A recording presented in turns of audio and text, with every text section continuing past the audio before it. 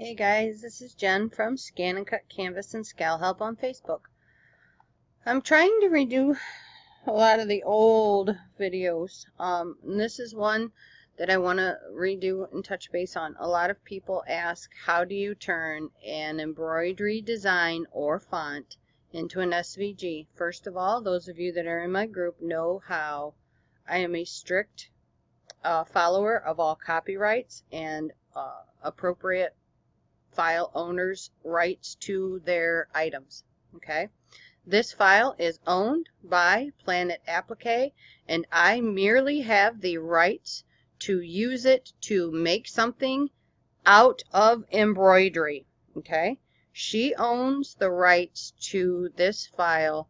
She made the SVG and created the embroidery file out of it. Okay, so if I want an SVG, I really need to go talk to the owner of Planet Applique and see if she can provide me with the SVG to this file.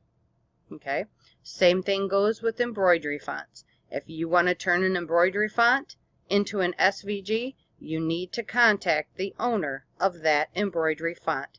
If you look at the terms of use for most all of your embroidery designs and fonts, it says in there specifically that you cannot turn them from embroidery into cut files. Okay, guys? I need to make sure that I am very clear on that. Okay, so here I've brought up a design that has both an actual image in it and a font so that we can capture two birds with one stone. The easiest way to do this when you are legally allowed to, remember that throughout this whole entire video, legally allowed to. Okay, what I need to do is I'm going to come in here and I need to remove the draw grid and I need to remove draw hoop. This is going to give me a totally blank background. I'm going to come in here and I'm going to grab my snip tool and I'm going to come in here and I'm going to take just a screen snip of this. What I'm trying to do is I'm trying to do this in a way that everybody can. Alright, so let me save this here. Projects, let's do, oh snap. Okay. Alright, so I have that saved. Now, I'm going to pull up Shortcuts a lot. Here's version 4. And I'm going to actually pull in this screen snip via a trace. So now I need to choose an image. Wait for that to start up.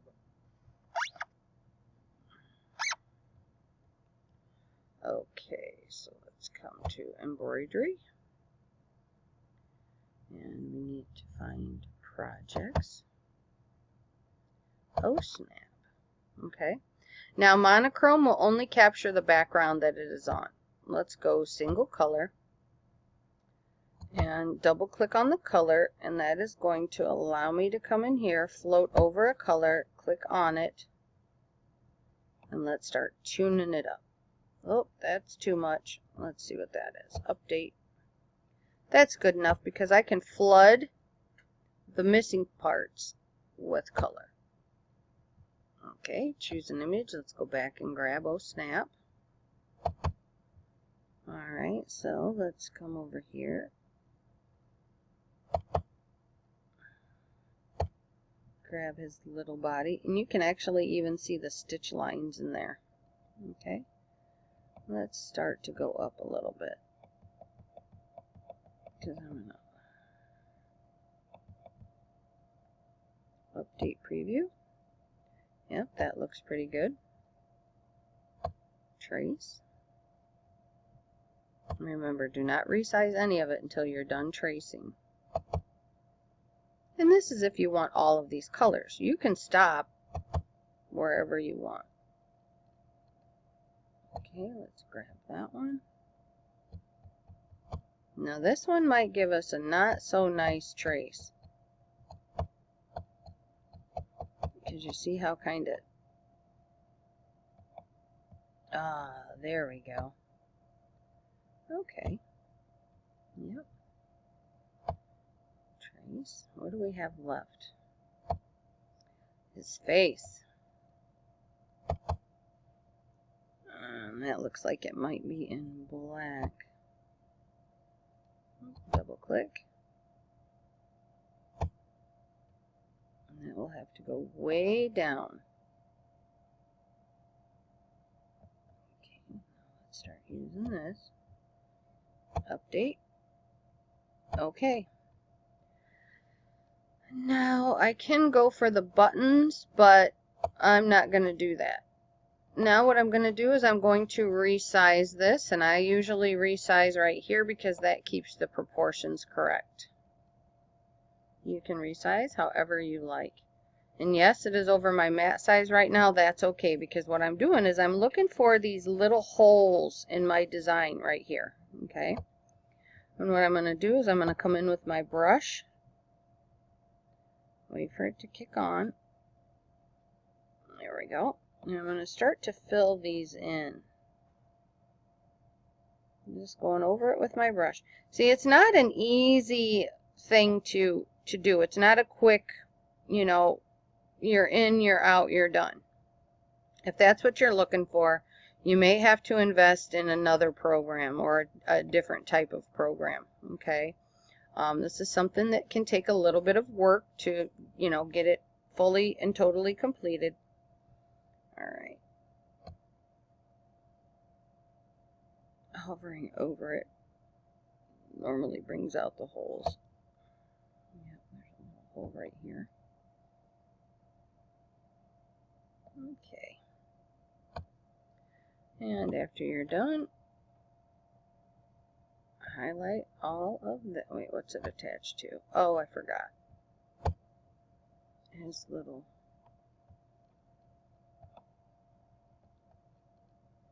I need to come over here and lock those pieces. So I just locked his eyes and nose so they don't get captured with that.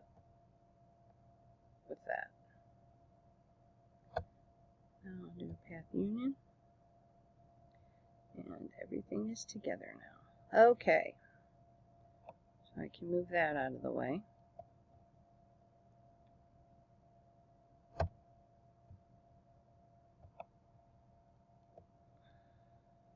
I'm going to fill this little piece in. And that looked like the only bad spot there.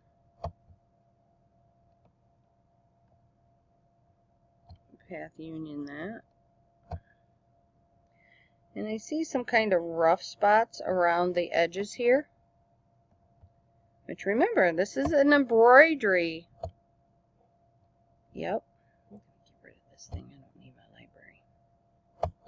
This is actually an embroidery design, so you may have rough patches. That's just to be expected. Okay. So you can come up here, path, simplify. Okay. Once you click OK, make sure you come back and you click on it. And that has removed a lot of them, and I'm happy with that. Okay. So now let's blow this back out here to 50. Oh, my computer's running a wee bit slow. Alright, so that one's good to go. Let's come back up here and take a look at this one. You can leave the little highlights in there if you want. I don't want, because I don't want to have to try to weed that if I'm going to ever cut this in vinyl, which I will not, because the terms of use of this file, I'm sure, says that I can't use it unless I ask permission, and I just wouldn't do that to the designer. Okay, so path, union, and now that's all joined. It looks like I still have to fix, see those little blue dots right there? I'd have to go back in and brush those again, so those would fill in. Now this one, ooh, this is a hot mess. His little face. Come on, computer. Well, I'll come back. Okay, so this little guy, either I can take time and monkey with this, with the brush, and then try to make sure that I keep everything in a circle, or I can come up here to effects and do a shadow layer.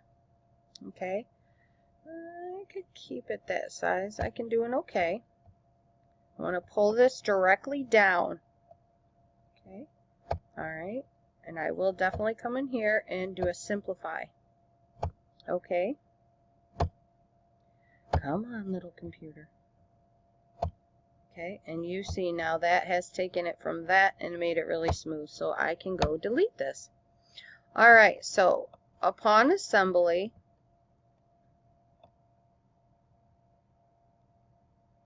oh, come on. I'll use my keyboard. All right, so there's that.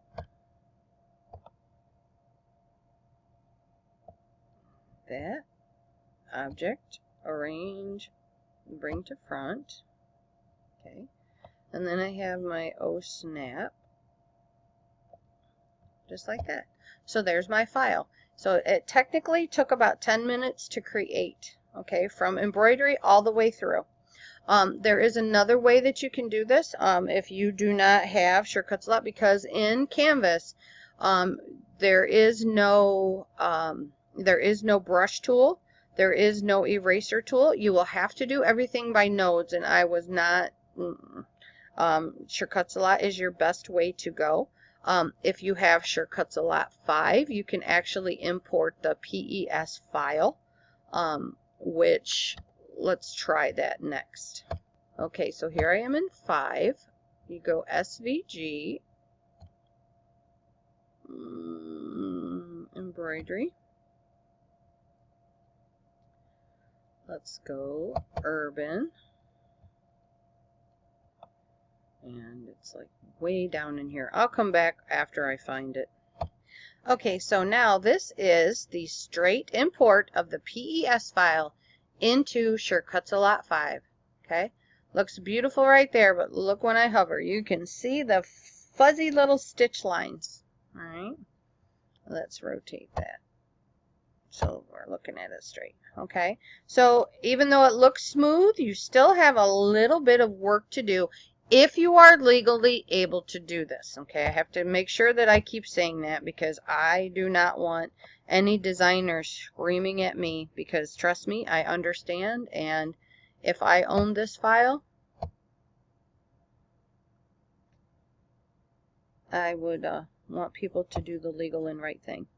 Okay, and that's what I ask people to put themselves in the owner's shoes. I mean, if you create a file, let's go to Effect Shadow Layer. If you create a file and it is solely your file and you put it out for sale and people buy it, would you want them creating something totally different? No, you would not. Okay, you would want them to do what they ask, okay, or you ask them. All right, so let's do, I did a 0.02 shadow. Okay, so let's drop this. Let's bring this over here. So we made a little bit of a shadow, not too much. Let's increase so we can see what the edges look like. Ooh, look at, looks like he's got hair on him. Okay, so you see it's not too bad, but when our cutter comes around here, it's going to start going, it's going to get a little grumpy, okay? In cases like this, this is where your blade can break, okay? Especially if you use high pressures and high speeds. This is exactly where blades break, okay? So let's do simplify, click OK, and if you notice I have mine set to 40 right now. All right, that looks good. And that is because if you go hog wild, let's do effects. We'll do a shadow layer on this little guy. We're working on the big part of the gingerbread, the big brown part. So since I did a 0.02 of that, we're just going to do a 0.02 of this. Enter. Click OK. We're going to come in here. We're going to delete him. We're going to do any, oops, sorry. We're going to do a simplify. And click OK. Come up here and touch on him. Much better. So that is passable. I know you're probably like, I want to see it better. Hang on. Pull it down here. I'm trying to do it quickly so nobody's bogged down by long videos. I can't stand long videos. I do not expect you to be able to stand them either. Okay, so you can see some bumpiness. So let's go back in and grab another Path Simplify. Okay. The reason I turned down my scale 5 Simplify to 40 is because this one really works well. Alright, so there, that's nice and smooth. If you want to go in and knock out some nodes on your own, like I want to go in and take this one out because it's driving me nuts, I'm just going to go in, click on it, and hit backspace and delete it. So that makes it even smoother. Okay? Alright, so now let's click this back down to 50, and you're just going to keep going the exact same way. Alright, so I can get rid of this one because we don't need that. Here's that one. And remember, the colors, you do not need to maintain the colors unless you're printing. Okay? If you're going to print this and scan it in to cut it, then you can pretty much take the design that they give you in the picture and just print that off and then scan to cut it. Okay? Or scan it in. Effects. Shadow layer. Okay, so everyone's getting the same point too. Enter. So they're all the same distance. Remove that. Okay. So Path Simplify. I have mine set to 40. Okay. But look at those are all nodes. Look how thin they are. We went from 1498 down to 276. What that's doing, it's taking all those long, like cactus looking hairs away from your design. It's really making it smooth. I mean, look at that. Look how beautiful that turns it. Okay. So that's exactly what we want. So that one's perfect, or perfect for us. So we're going to stack him up. Okay, and then you can do the same for all of these. Go ahead, go in here, click on that. Click your effects, your shadow layer. Put it to 0.02. Then do your simplify. That is the best way that you can change an embroidery file or font to an SVG that is cuttable. Okay, you can also print it out. Okay, so let's go grab this. You could come, let's say this one. We'll just grab this one. You can print this out, then scan it in on your ScanNCut to create a cut file from that. Okay. But make sure that you are legally allowed to do so. Again, I cannot stress that enough. Okay. Please put yourself in the designer's shoes. If you create something beautiful, do you want someone coming in and basically stealing it from you? No, you don't. So just give the same respect to them. If you guys have any questions, you can find me over at ScanNCut Canvas and Scal Help on Facebook. The link to the page is in the description of this video, and it is also on the blue Facebook button found somewhere on this page. Alright guys, thanks a lot. Have a great day.